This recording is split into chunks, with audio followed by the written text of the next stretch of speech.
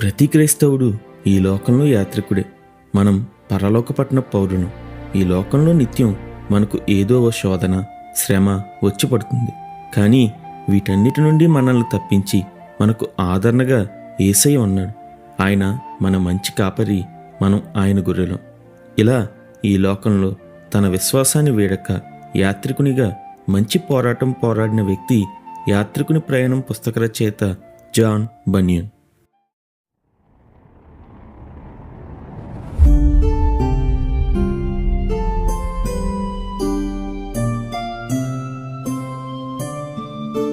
John బనియన్ 1628 November 20న ఇంగ్లాండ్లో ఎల్స్టన్ అనే ప్రాంతంలో జన్మించాడు.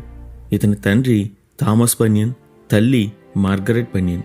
ఈయన తండ్రి లోహపు పాత్రలను బాగు చేసే వ్యక్తి. చిన్ననాటి నుండి జాన్ బనియన్ చాలా అల్లరి చేసేవాడు. తన 9 సంవత్సరాల వయసుకే అతను చాలా అల్లరి చేస్తూ, విపరీతంగా దేవునిపై ప్రమాణాలు వేస్తూ, అబద్ధాలు చెప్తూ, భయంకరంగా చెడ్డమాటలు మాట్లాడేవాడు. అతని తండ్రి అతనికి ఎంతగా నచ్చజెప్పినా అస్సలు పట్టించుకునేవాడు కాదు. ఇలా అల్లరిగా ఉంటున్న జాన్ బనియన్కు తరచుగా పీడకలలు వచ్చేవి. దానిలో అతను అమాంతంగా నిప్పుల్లో పడిపోతున్నట్లు, చనిపోయి నరకంలో ఉన్నట్లు కనిపించేది. దీనితో జాన్ బనియన్కు మరణం అంటే భయం పట్టుకుంది. ఓ పక్క మరణిస్తే ఎక్కడ నరకానికి వెళ్తానో అని భయపడినా సరే, జాన్ బనియన్ తన ప్రవర్తన మార్చుకోకుండా అల్లరి చిల్లరగానే ఉండేవాడు. అయితే ఈ సమయంలోనే జబ్బు చేసి అతని తల్లి మరణించింది. ఆమె మరణించిన కొన్ని వారాలకే జాన్ బనియన్ చెల్లి మార్గరెట్ కూడా మరణించింది. ఇది చూసిన జాన్ బనియన్ గుండె ముక్కలైపోయింది. ఈ బాధను అతను భరించలేకపోయాడు. తన 15 సంవత్సరాల వయసులో ఇంటిని వదిలి సైన్యంలో చేరిపోయాడు. అయితే సైన్యంలో యుద్ధం జరుగుతున్న సమయంలో తన స్థానంలో వెళ్ళిన ఒక వ్యక్తికి బుల్లెట్ తగిలి అక్కడే మరణించాడు. ఇది చూసిన జాన్ బనియన్కు విపరీతమైన దుఃఖం వచ్చింది. తాను మరణించవలసిన స్థానంలో వేరొకరు మరణించారని, ఒకవేళ తాను మరణిస్తే ఏమైపోను అనే భయం అతన్ని ఆవరించింది. ఇలా 2 సంవత్సరాలు సైన్యంలో పనిచేసిన జాన్ బనియన్ ఆ సంఘటన మూలంగా తిరిగి ఇంటికి వచ్చేశాడు. ఈసారి తాను జీవిస్తున్నాను అంటే దానికి ఏదో ఒక అర్థం ఉంది అనుకుని తన చెడు ప్రవర్తన విడిచి జీవించసాగాడు. ఇలా ఉంటుండగా 1649లో ఇతనికి వివాహం జరిగింది. ఇతని భార్య చాలా భక్తిపరురాలు.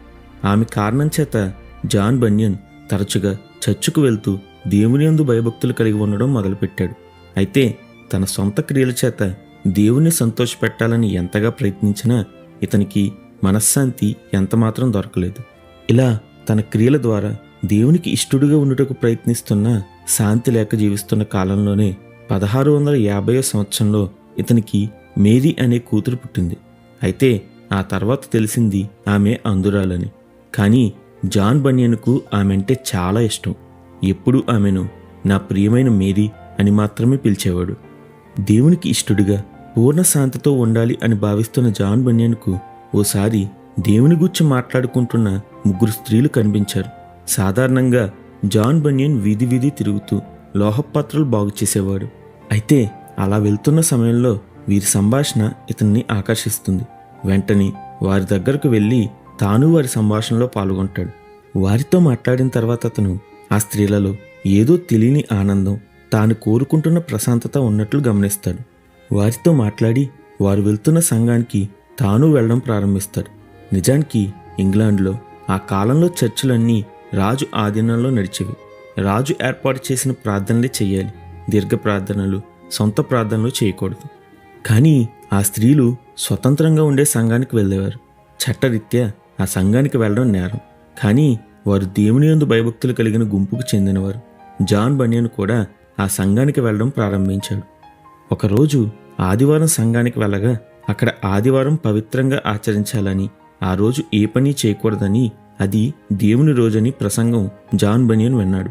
అయితే ఇంటికి వచ్చి భోజనం చేసిన తర్వాత ప్రసంగం విషయం మొత్తం మర్చిపోయి స్నేహితులతో ఆడుకోవడానికి వెళ్ళిపోయాడు. అతడు ఆడుతూ ఉండగా ఆకాశం నుంచి ఒక శబ్దం, నీవు నీ పాపాన్ని కొనసాగిస్తూ నరకానికి వెళ్తావా లేదా విడిచి పరలోకానికి వెళ్తావా అని వినిపిస్తుంది. ఇది విన్న తర్వాత నుండి జాన్ బనియన్లో గొప్ప మార్పు వచ్చింది. అతను సంపూర్ణంగా తన జీవితాన్ని దేవునికిచ్చాడు. బైబిల్ చదవడం ప్రారంభించాడు. బైబిల్ చదువుతుండగా అతనికి చెప్పలేని ఆనందం, అతను కోరుకున్న మనశ్శాంతి వస్తుంది. ఇలా దేవునిలో ఎదుగుతున్న సమయంలో 1656 సంవత్సరంలో జాన్ బనియన్ భార్య చనిపోతుంది. ఈ సమయానికి వీరికి 4 సంతానం, దానిలో మేరీ అందురాలు. ఆ తర్వాత జాన్ బనియన్ 1659 సంవత్సరంలో ఎలిజబెత్ అనే భక్తిపరురాలైన స్త్రీని వివాహం చేసుకున్నాడు. దేవునిలో సంపూర్ణంగా విశ్వాసంలో ఎదిగిన జాన్ బనియన్ తన లోహపాత్రను సరిచేసే పని చేస్తూనే దేవుని సువార్త కూడా చేసేవాడు. ఇతని ప్రసంగాలు వినడానికి జనాలు చాలా ఆసక్తి చూపేవారు. అయితే ఆ కాలంలో ఇంగ్లాండ్లో ఉన్న రాజాజ్ఞ ప్రకారం రాజు నియమించిన వారే ప్రసంగించాలి. రాజు నియమించిన స్థలంలోనే కూడుకోవాలి. దీనికి వ్యతిరేకంగా చేస్తే జైలు శిక్ష లేదా శిరశ్ఛేదనం చేసేవారు. కానీ జాన్ బనియన్ మాత్రం దేవుణ్ణి స్వతంత్రంగా ఆరాధించాలని, దానికి ఎంత మూల్యం చెల్లించాల్సి వచ్చినా వెనుతిరిగేది లేదని నిశ్చయించుకున్నాడు. 1660లో లోవర్ సెమ్సెల్ అనే ప్రాంతంలో ప్రసంగించమని జాన్ బనియన్కు ఆహ్వానం వచ్చింది. అయితే అతనికి ప్రజాదరణ పెరుగుతుండడంతో ఈ విషయం రాజభటులకు తెలిసి వారు అరెస్ట్ వారెంట్తో సిద్ధంగా ఉన్నారు. ఎప్పుడైతే జాన్ బనియన్ నోరు తెరుస్తాడో అప్పుడే అరెస్ట్ చేయడానికి వారు వచ్చి చేరారు. తాను ప్రసంగిస్తే అరెస్ట్ అవుతానని తెలిసి కూడా జాన్ బనియన్ భయపడక ప్రసంగించాడు. ఇలా ప్రసంగించినందుకు అతను వారు అరెస్ట్ చేశారు. 3 నెలలు జైల్లో ఉంచిన తర్వాత తాను చేసింది తప్పని, మరలా చేయను అని చెప్తే విడిచిపెడతామని అన్నారు. కానీ జాన్ బనియన్, నన్ను మీరు ఇప్పుడు విడిచిపెడితే ఇప్పుడే వెళ్ళి మరలా ప్రసంగం చేస్తా అని చెప్పాడు. ఇది విన్నవారు అతన్ని అన్యాయంగా 12 సంవత్సరాలు జైల్లో ఉంచారు. తాను దేవుని సువార్త చేయను అని ఎప్పుడు చెప్తే అప్పుడు వెంటనే విడిచిపెడతామని షరతు పెట్టారు. దీనికి జాన్ బనియన్ అస్సలు ఒప్పుకోలేదు. జైల్లో ఉన్న సమయంలో తన కుటుంబం గురించి జాన్ బనియన్ ఎంతో చింతించాడు. కుటుంబ పెద్దగా తాను లేకుండా వారిని కష్టాల్లోకి నెట్టాను అని ఎంతో రోధించాడు. ముఖ్యంగా తనకు అత్యంత ప్రియమైన తన అందురాలైన కుమార్తె మేరీ గురించి అతను ఎంతో చింతించాడు. అయితే బైబిల్లో ఇర్మియా 49:11లో అనాథలైన నీ పిల్లల్ని నేను పోషిస్తాను, విధవరాలైన నీ భార్యను నేను సంరక్షిస్తాను అన్న మాట, అలాగే ఇర్మియా 15:11లో నీకు మేలు చేయవలనని నేను నిన్ను బలపరుచున్నాను, కీడు కాలమున ఆపత్కాలమున నీ శత్రువులు నిశ్చయముగా నీకు మొరలిడినట్లు నేను చేదును అనే వాగ్దానాలతో దేవుడు ఈయనను బలపరిచాడు. జైల్లో ఉన్న సమయంలో జాన్ బనియన్ బైబిల్ను పదే పదే చదువుతూ ఉండేవాడు. కుటుంబ పోషణకై జైల్లో ఉండే షూలేసులు తయారు చేసి ఆ డబ్బును పంపేవాడు. కానీ అంత తక్కువ మొత్తం వారికి చాలదు కాబట్టి దేవుని దయ వలన అతని సంఘ సభ్యులు అతని కుటుంబాన్ని ఆదుకున్నారు. తాను జైల్లోకి వెళ్లే సమయానికి ఎలిజబెత్ గారు గర్భవతి. అయితే తన భర్త జైలుకు వెళ్లాడనే బాధతో ఆమెకు నెలలు నిండక మునిపే కాన్పు వచ్చి బిడ్డ మరణించాడు. ఇలా దుఃఖంపై దుఃఖం వచ్చినా సరే జాన్ బనియన్ వెనుతిరగలేదు. అయితే అద్భుతంగా దేవుడు ఇరుకులోనే విశాలత కలగజేశాడు. జైలు అధికారికి జాన్ బనియన్పై జాలి కలిగించాడు. ఇతను జాన్ బనియన్ కావలసినప్పుడు బయటకు వెళ్ళి తిరిగి రావడానికి అవకాశం కల్పించాడు. ఇలా జైల్లో ఉండగానే జాన్ బనియన్ ఒక సంఘానికి కాపరిగా నియమించబడ్డాడు.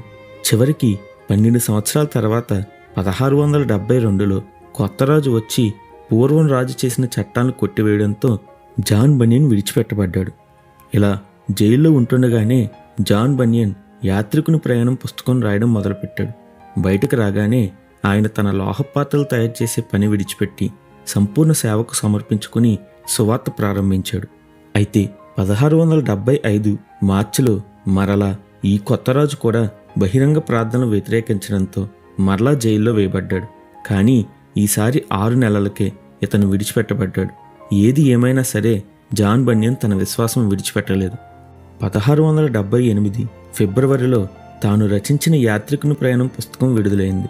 వెంటనే అది ఎంతో ఆదరణ పొందింది.